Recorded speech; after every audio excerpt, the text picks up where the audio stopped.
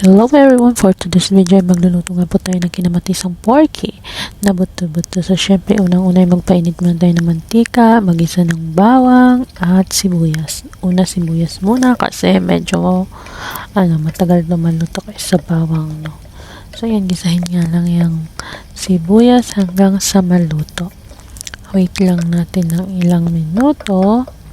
Halo-haluin hanggang sa mga medyo mag-brownie at pag ganyan na iihalo na natin ang bawang. So ayan, igisa lang din natin sila ng sabay hanggang sa ito ay mag-brownie na nga.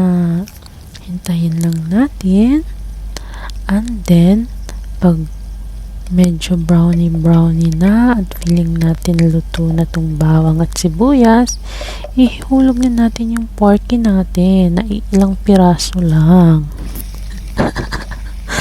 So ayan, 5 piraso nga lang yan yun.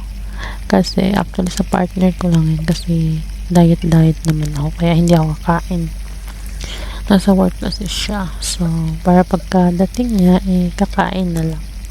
So ayan, ihalo-haluin lang natin hanggang sa maluto.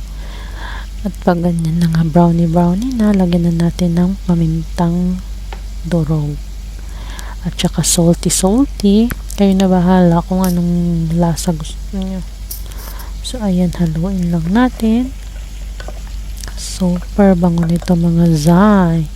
And then after pag ganyan na nga, ihaluan na natin ng kamatis na ating hiniwa-hiwa kasi nga kinamatisang porky ito.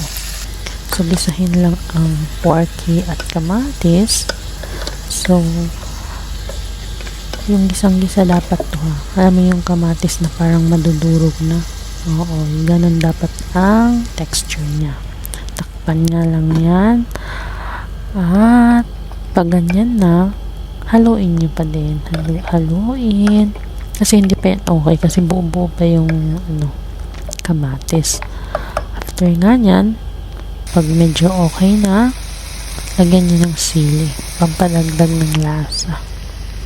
So pag ganyan na yung texture niya, lagyan nyo na ng mainit na tubig, huwag nang damihan, or lagyan nyo siya ng tubig na talagang makapagluto sa buto-buto, no?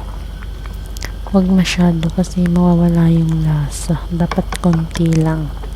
So ayan, pag nakulo na nga, yan ang texture niya dapat.